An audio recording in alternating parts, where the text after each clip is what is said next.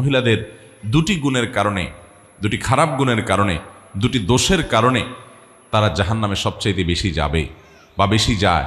এর ভিতরে একটা হলো তারা তুকফিরনাল লানা ও তাকফুরনাল আশির। তিনি বলেছেন তোমরা মহিলারা বেশি বেশি করে লানত দাও, অভিশাপ দাও। এটা একটা রোগ।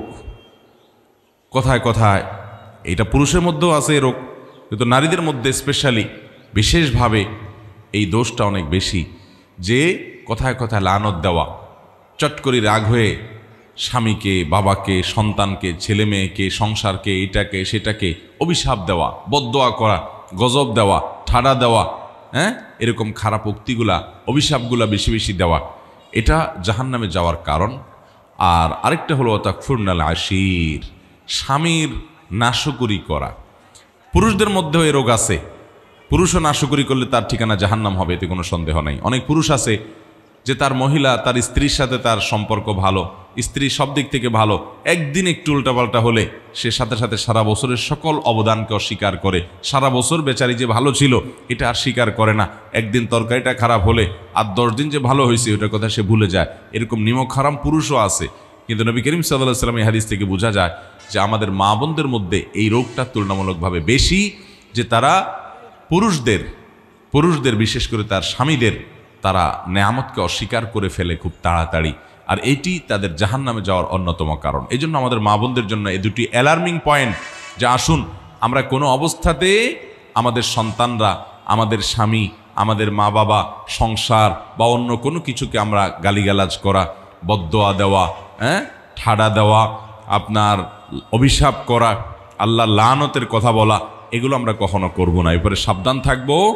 আর দ্বিতীয়ত হলো আল্লাহ তাআলা স্বামীর সংসারে যতটুকু আপনাকে নেয়ামত দিয়েছেন এতটুকুর জন্য আল্লাহ শুকর আদায় করবেন, নাশুকরি করবেন না। জীবনে তোমার সংসারে এসে কি পাইলাম? কিছুই পাইলাম না, আমার পুরো জীবন শেষ হয়ে গেছে, অথচ আমি তোমার সংসারে সুখের দেখাই পাইলাম না, এরকম কোনো কথা আমাদের মা বোনরা আমরা বলবো না। বরং আল্লাহ তাআলা আমাকে যে অবস্থা রেখেছেন সে অবস্থা আমরা শুকর আদায় করব। অনেক নারী, অনেক মহিলারা আমাদের কাছে আসেন, আমাদের মা বোনরা, আপনারা যারা আজকে আমার কথা শুনছেন, আপনাদেরও মনের ভিতরে অনেক অভিযোগ আছে, আমি জানি। আপনাদের প্রশ্নগুলো পড়লে বোঝা যায় কত কষ্ট আপনাদের। আমরা সেটা স্বীকার করি যে আপনাদের অনেক কষ্ট আছে। সেজন্য সকল মাহফিলে, সকল আলোচনায় আমরা পুরুষদেরকে আল্লাহর ভয় দেই, পুরুষদেরকে সতর্ক করি, পুরুষদেরকে জাহান্নাম থেকে বাঁচার জন্য আহ্বান করি, পুরুষদেরকে মহিলাদের অধিকারের পরে সচেতন করার জন্য আমরা সর্বদা সোচ্চার সবসময় কথা বলার চেষ্টা করি। কিন্তু আপনাদেরকে আজকে আমি পেয়েছি, আপনাদেরকে আমি বলতে চাই, আমার প্রিয় মা বোনেরা, ধরুন আপনার স্বামীটা অমানুষ, ধরুন আপনার শ্বশুরটা খারাপ মানুষ, ধরুন আপনার শাশুড়ি আপনার প্রতি জুলুম করে, ধরুন আপনার সংসারে আপনি সুখী না, কষ্টে আছেন। তো এই জন্য আপনি হাহুতাশ করে, এর জন্য আপনি অস্থির হয়ে, এর জন্য আপনি নিজের সুখকে নষ্ট করে দিয়ে বেসবর হয়ে আপনার কোনো লাভ হবে না। আমার প্রিয় মা, প্রিয় বোন, আপনি বরং সবর করলে কি হবে জানেন?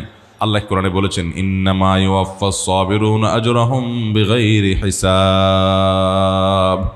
যারা ধৈর্যশীল হবে, যারা সবর করবে, দুনিয়ার বিভিন্ন কষ্ট, দুঃখ, মুসিবত, এগুলোকে আল্লাহর দিকে তাকিয়ে যে সবর করলে আল্লাহ তাআলা সওয়াব দেন, জান্নাত দেন, আল্লাহ খুশি হন।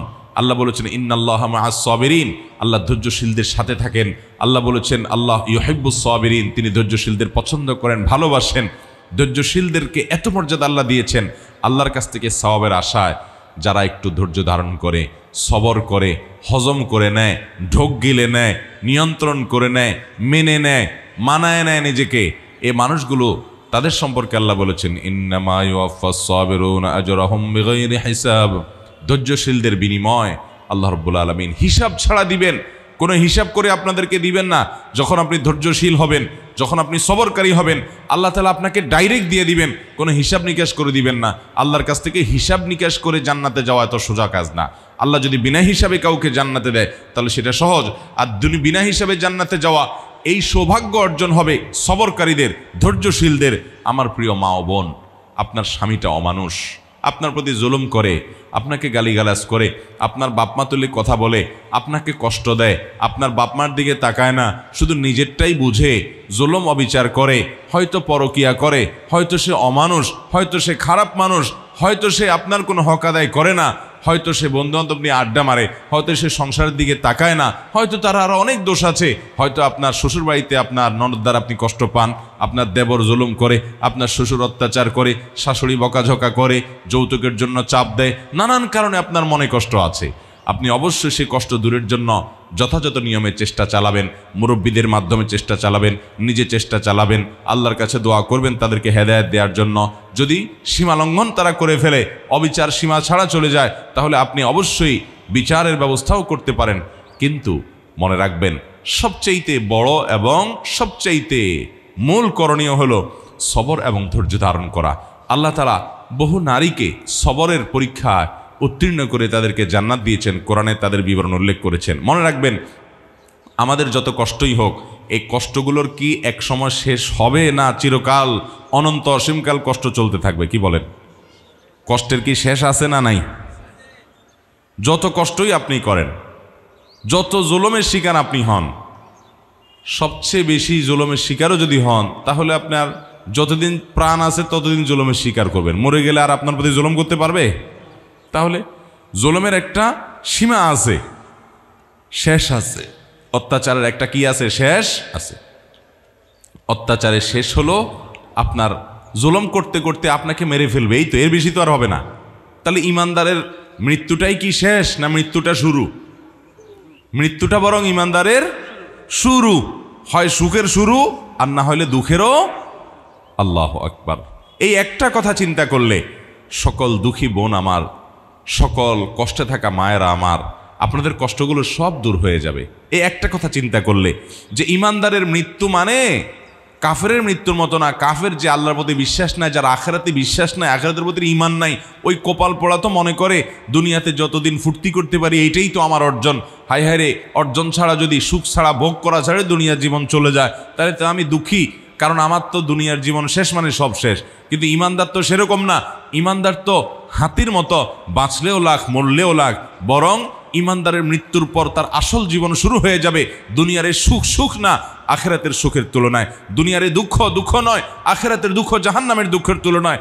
ইমানদার তো সেইভাবে চিন্তা করবে যে আমার আখিরাতের যাত্রা যখন শুরু হবে, তখন যদি আমি সুখী হই, সে সুখ হবে আসল সুখ, সেই সুখ হবে স্থায়ী, সেই সুখ হবে অনন্ত অসীমকালের, কোনোদিন শেষ হবে না।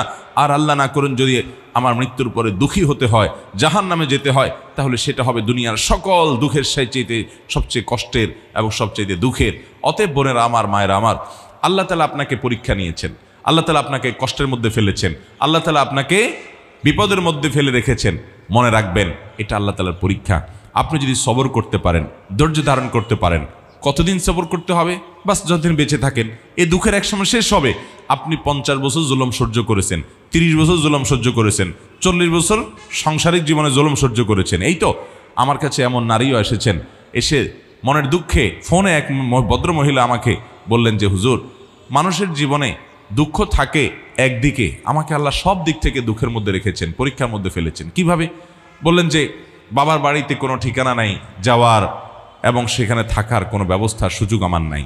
স্বামী আমার অমানুষ যত রকম হতে পারে, পরকীয়া শুধু করে না, আমার ঘরে অন্য মেয়েদেরকে এনে তাদের সাথে হারাম সম্পর্ক করে। একজন নারীর জন্য এটা কত বড় বেদনার। শুধু আমার ঘরে না, আমার কক্ষ থেকে আমাকে বের করে দিয়ে সেখানে সেটা দখল করে সে। এটা যে একজন মহিলার জন্য কত কষ্টের হুজুর, সেটা আপনাকে বলে বোঝানো যাবে না। এরপরে বললেন যে আচ্ছা ভালো, স্বামীটা খারাপ গেল, আমি সবর করলাম, আমার ছেলে মেয়ে বড় হয়েছে। দুঃখের বিষয় হলো সেগুলোও অমানুষ, একটা আমাকে দেখতে পারে না, আমার গহনাগুলো নিয়ে চুরি করে বিক্রি করে ফেলে। ওরা দেশের বাইরে থাকে, ওদের টাকা পয়সার অভাব নাই, কিন্তু আমাকে মা হিসাবে তারা স্বীকৃতি পর্যন্ত দেয় না। এরকম স্বামী অমানুষ, সন্তানরাও অমানুষ, বাবার বাড়িতেও যাওয়ার জায়গা নাই, এরকম একটা জনম দুঃখী মানুষ আরেকটা আছে কিনা সমাজে আমি জানি না। ভদ্রমহিলা মনের দুঃখে আমাকে কথাগুলো বলতেছিলেন।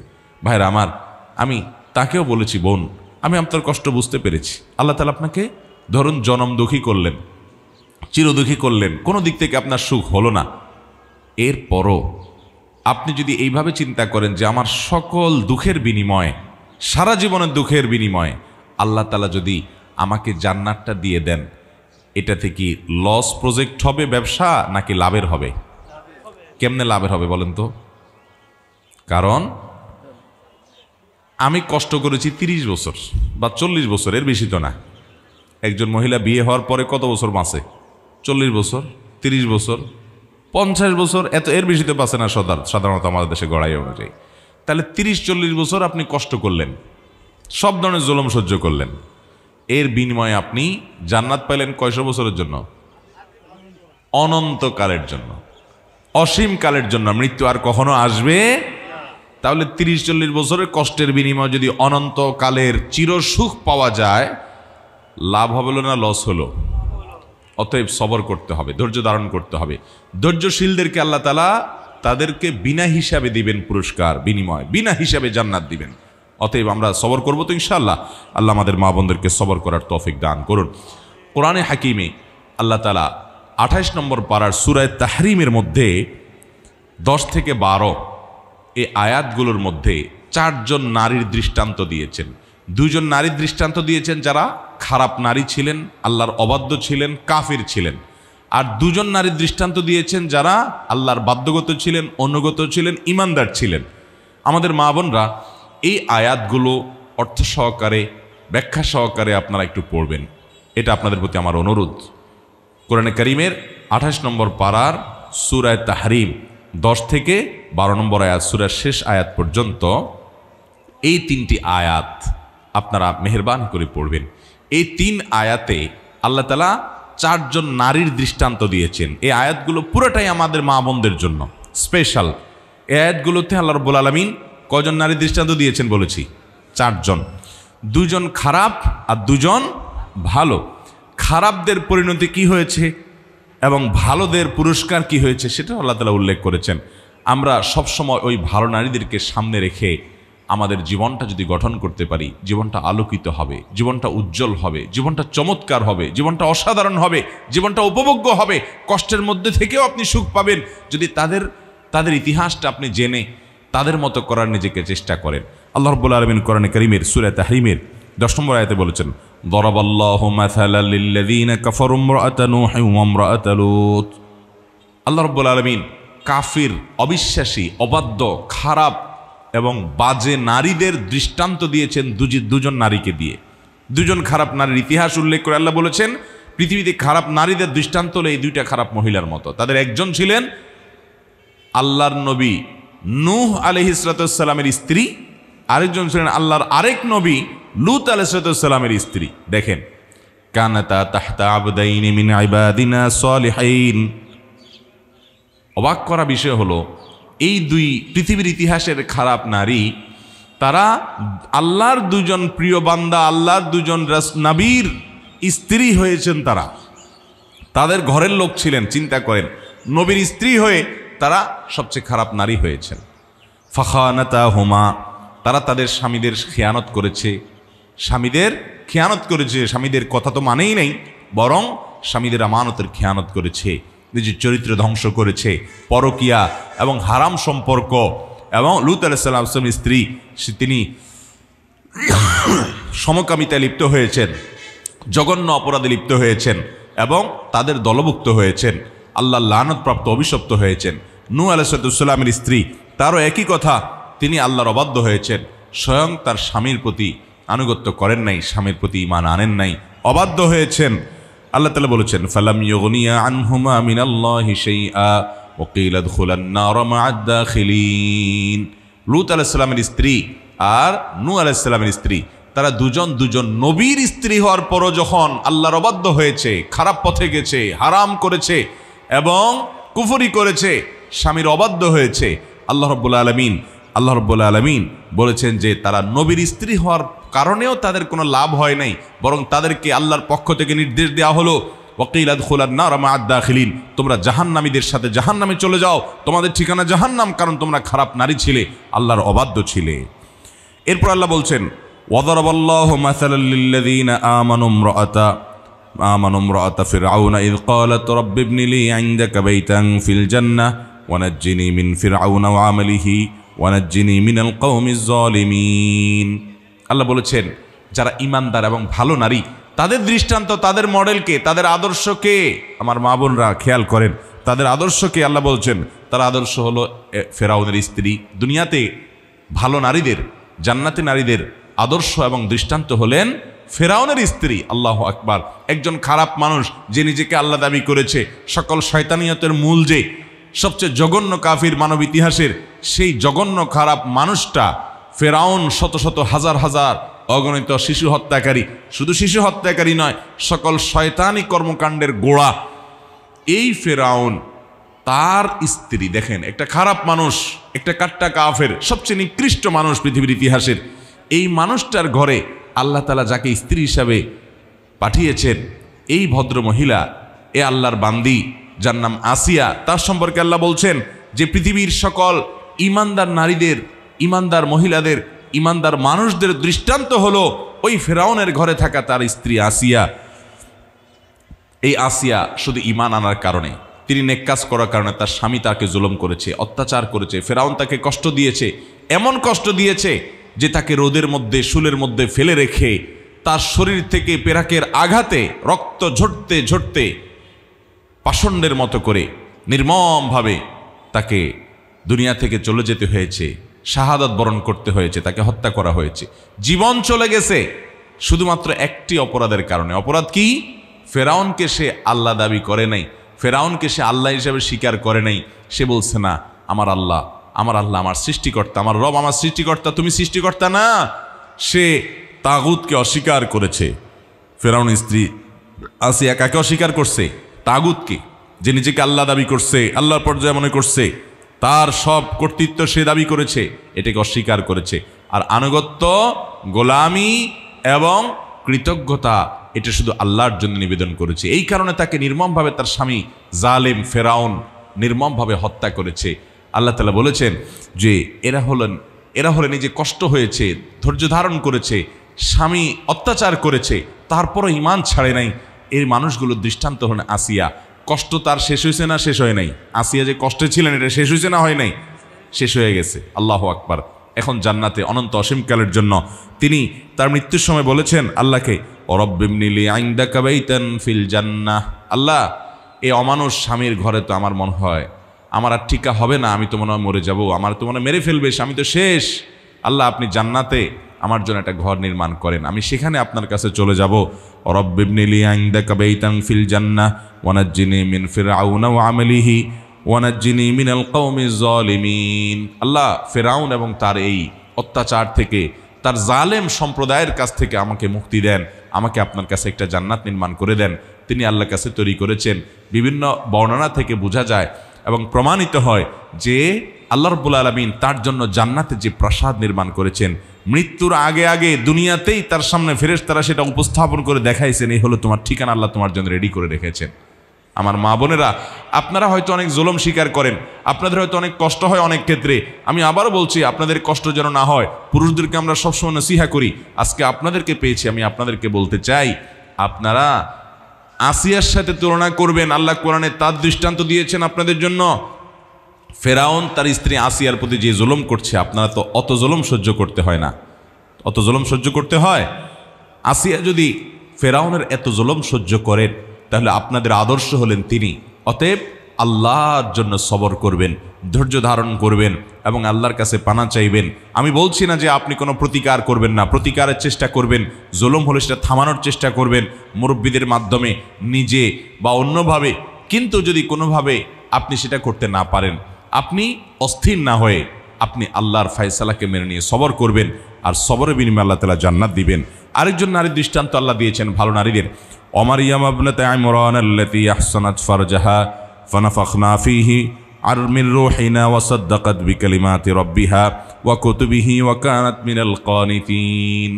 আর মারিয়ামের দৃষ্টান্ত, দুনিয়ার মুসলমান ইমানদার নারীদের, আল্লাহর অনুগত নারীদের দৃষ্টান্ত হলেন মারিয়াম। এই মারিয়াম, তার বৈশিষ্ট্য কি ছিল? তিনি নিজে পুত পবিত্রা ছিলেন, তার চরিত্রে কখনো কালিমা লাগতে তিনি দেন নাই।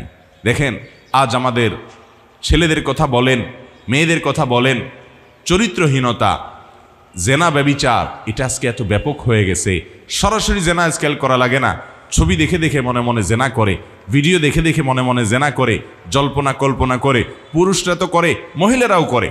পুরুষের ছবি দেখে, সুদর্শন যুবকদের ছবি দেখে, সে ছবি নিয়ে মনে মনে আপনি জল্পনা কল্পনা করলেন, জেনা হবে কি হবে না?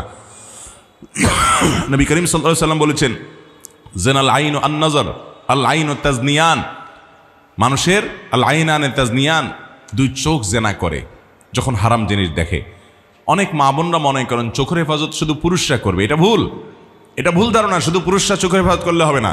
আল্লাহ তাআলা কোরআনে কারিমে পুরুষদেরকে যেমন বলেছেন, কুল্লিল মুমিনিনা ইয়াগুদ্দু মিন আবসারিহিম ওয়া ইয়াহফাযু ফুরুজাহুম, হে রাসূল মুমিন পুরুষদেরকে, ইমানদার পুরুষদেরকে বলে দেন তারা তাদের চক্ষুগুলোকে হেফাজত করে, তাদের ইজ্জতকে তারা হেফাজত করে। যেন এই নির্দেশ যেমন পুরুষদেরকে আল্লাহ করেছেন, একই নির্দেশ নারীদেরকেও করেছেন। কুল্লিল মুমিনাতি ইয়াগুদ্দুনা মিন আবসারিহিন্না ওয়া ইয়াহফাযনা ফুরুজাহুন্না, হে রাসূল আপনি ইমানদার নারীদেরকেও বলে দেন তারাও যেন তাদের চোখকে হেফাজত করে, লজ্জাস্থানকে হেফাজত করে, তারা যেন চরিত্র নষ্ট না করে।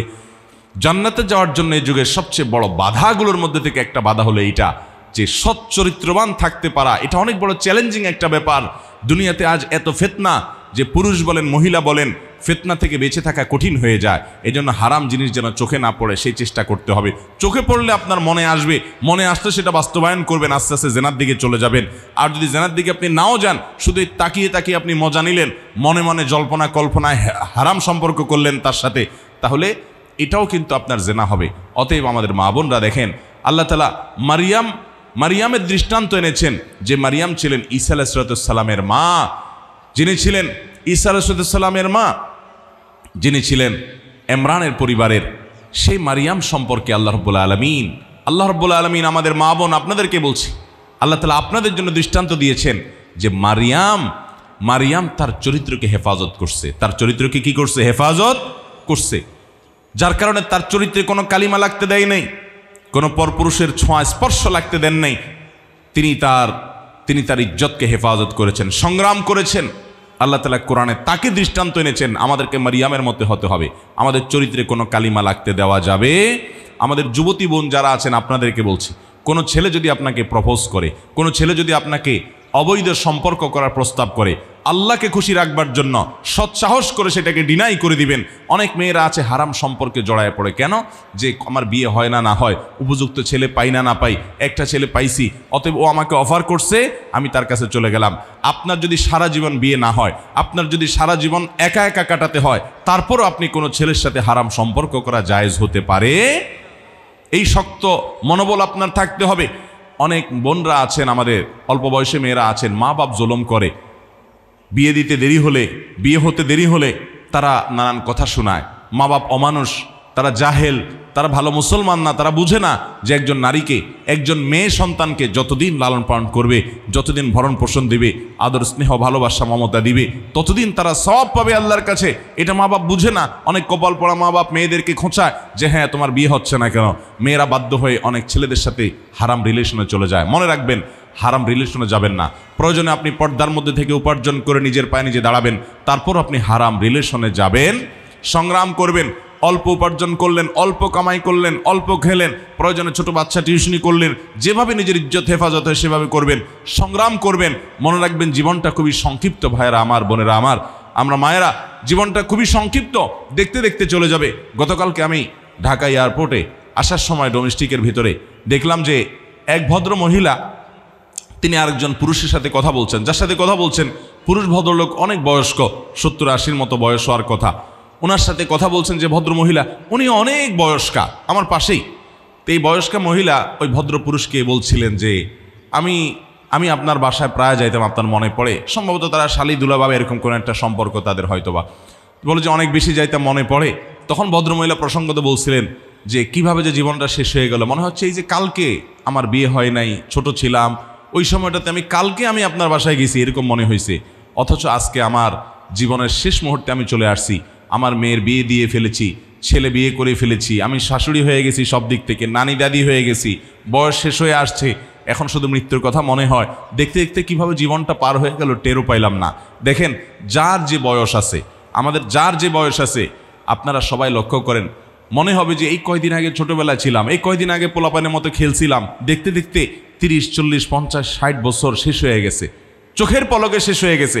জীবন শেষ হয়ে যাবে, থেকে যাবে আমল, এগুলো থেকে যাবে। কিয়ামতের ময়দানে আল্লাহ যখন আমলের দপ্তর খুলবেন, আমলের খাতা খুলবেন, একটা একটা করে বের করবেন। ভালো আমল যদি করে যেতে পারেন তো সেখানে হাসি হাসবেন, সুখের হাসি হাসবেন।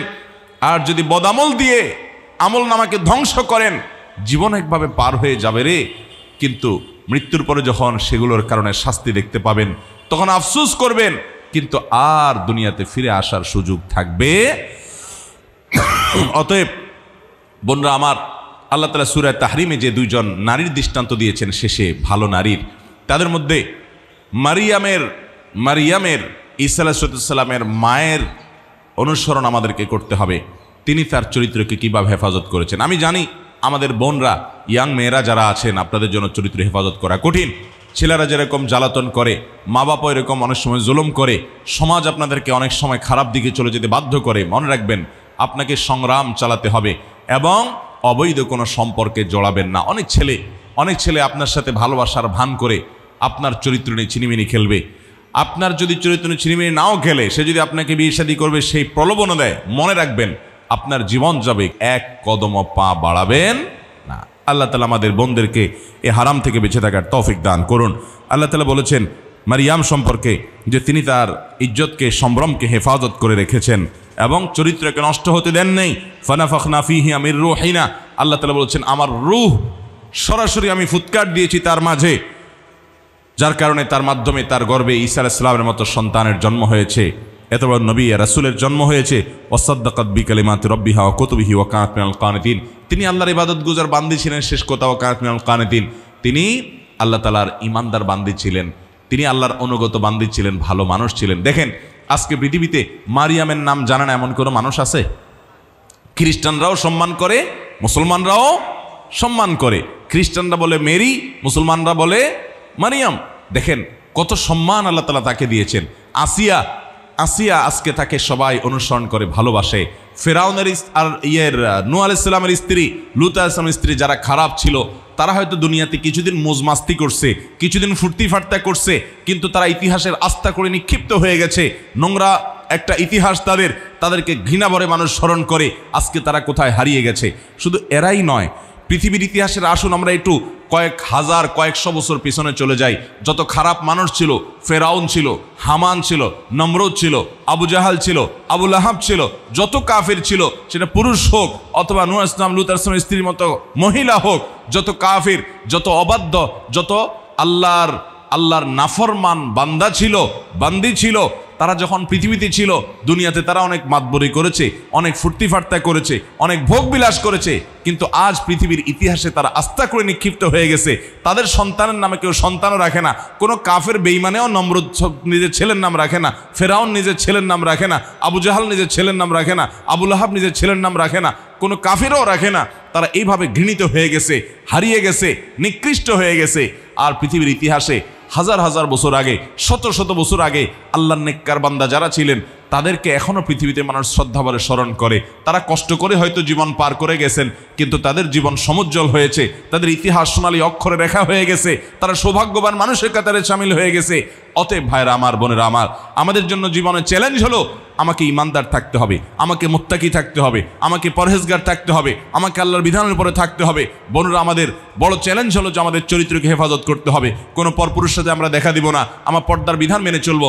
অনেক মহিলারা আছেন পর্দার বিধান মেনে চলেন না, পুরুষদের সাথে দেখা করেন, পুরুষদের সাথে কথা বলেন, আপনার আমল নামে গুনাহ লেখা হয়, আল্লাহর নাফরমানি হয়, আল্লাহর অবাধ্যতা হয়। এটা তো ফেরাউনের স্ত্রীর মতো হলো না, আসিয়ার মতো হলো না। আপনি যদি বেপর্দা হন তাহলে আপনার দৃষ্টান্ত হবে নূহ আলাইহিস সালামের স্ত্রী কাফেরের মতো, লূত আলাইহিস সালামের কাফের স্ত্রীর মতো আপনার অবস্থা হবে, পরিণাম হবে জাহান্নাম। অতএব আপনাকে চ্যালেঞ্জ নিতে হবে, পর্দা পশিদায় থাকতে হবে।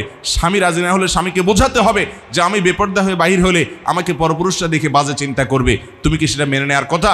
অতএব পর্দা পশিদের সাথে থাকতে হবে, আপনার দেবরদের সাথে আপনার পর্দা করতে হবে, বাসুরদের সাথে আপনার পর্দা করতে হবে। আপনাকে রাস্তা বের হলে আপনাকে পরিপূর্ণ পর্দা করে বের হতে হবে, কারণ আপনাকে নিয়ে পুরুষরা মনে মনে বাজে চিন্তা করবে। একজন মহিলা যদি খোলামেলা পোশাকে, অশ্লীল পোশাকে যদি বাহিরে বের হয়, রাস্তা বের হয়, তাহলে পুরুষরা দেখে তাকে মনে মনে বাজে চিন্তা করে, মনে মনে জেনা করে, মনে মনে জল্পনা কল্পনা করে, তার নিয়ে মনে চিন্তা, খারাপ চিন্তা করে। এটা কখনো একজন মুসলমান নারীর জন্য সম্মানের বিষয় হতে পারে।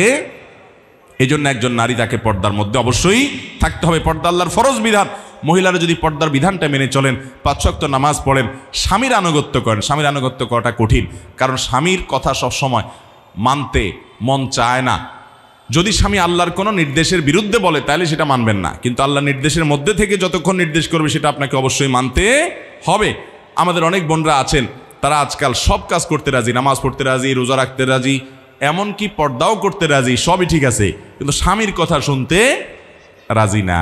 মনে রাখবেন, আল্লাহর নির্দেশ আপনার বুঝে না আসলেও, আপনার ভালো না লাগলেও, আপনার কাছে কষ্ট হলেও স্বামীর নির্দেশগুলোকে মেনে চলেন, স্বামীকে শ্রদ্ধা করেন। মনে রাখবেন, আপনার জান্নাতে যাওয়ার জন্য এটা পূর্ব শর্ত। ওই যে নবীজি সাল্লাল্লাহু আলাইহি ওয়াসাল্লাম 4টা শর্ত দিয়েছেন মহিলাদের জান্নাতে যাওয়ার জন্য: 5 ওয়াক্ত নামাজ পড়া, রোজা রাখা, স্বামীর আনুগত্য করা, আর লজ্জাস্থানের হেফাজত করা। এখানে স্বামীর আনুগত্য করা, এটাকে আমি বলি তিতা করল্লার মতো। তিতা করল্লা যেরকম খাইতে তিতা লাগে কিন্তু খাইলে উপকার হয়, ঠিক একইভাবে স্বামীর আনুগত্য করতে কষ্ট হলেও সেটা আমাদেরকে করতে হবে। আমরা চেষ্টা করবো তো ইনশাআল্লাহ। আল্লাহ তাআলা আমাদের মা বোনদেরকে আল্লাহর প্রিয় বান্দি হওয়ার, আল্লাহর অনুগত বান্দি হওয়ার, নেককার বান্দি হওয়ার, ভালো মানুষ হওয়ার তৌফিক দান করুন, বলুন আমিন। আমরা সবাই যেন আল্লাহর প্রিয় বান্দি হতে পারি, সবরকারী বান্দি হতে পারি, নেককার বান্দি হতে পারি। আমাদের নামাজগুলো হবে সময় মতো। অনেক মহিলারা জোহরের নামাজ দেরি করে পড়েন, বাসা বাড়ির কাজ শেষ করে না, জোহরের নামাজ সময় থাকতে পড়বেন, আগে আগে পড়বেন।